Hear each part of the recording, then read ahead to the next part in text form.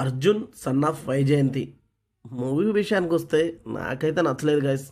తీసుకున్న పాయింట్ బాగుంది కానీ తీసే విధానం దెబ్బేసింది. తల్లి కొడుకుల మధ్య ఎమోషనల్ పాయింట్‌ని బాగా చూపిస్తారనుకుంటే అదే రొటీన్ సేవియర్ టెంప్లేట్ తీసుకొని సావగొట్టారు. ఒక్క ప్రాంతానికి ప్రాబ్లం రావడం, హీరో కాపాడడం, హీరో వాళ్ళు దేవుడు అని ఎలివేషన్స్ ఇవ్వడం. ఇదే ఓల్డ్ టెంప్లేట్‌తో చిరాకు తెప్పించారు. సిన్సియర్ పోలీస్ ఆఫీసర్ అయిన వైజయంతి కొడుకు క్రిమినల్ అయ్యాక ఏం జరిగిందనేదే స్టోరీ.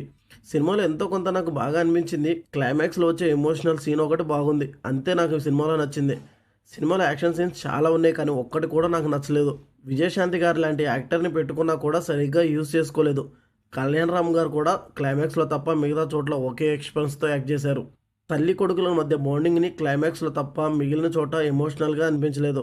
బీజీఎం అండ్ సాంగ్స్ కూడా పర్లేదనేలా ఉంటాయి. తీసుకున్న పాయింట్‌ని బాగా తీసుంటే మంచి ఎమోషనల్ మూవీగా అయ్యేది. కానీ అనవసరమైన ఓల్డ్ టెంప్లేట్ తీసుకొని రొటీన్ రొట్ట మూవీని తీశారు.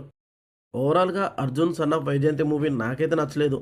మీరు చూసి మీకెలా అనిపించిందో కూడా కామెంట్ చేయండి. ఈ రివ్యూ నచ్చితే లైక్ చేయండి. Thank you for watching.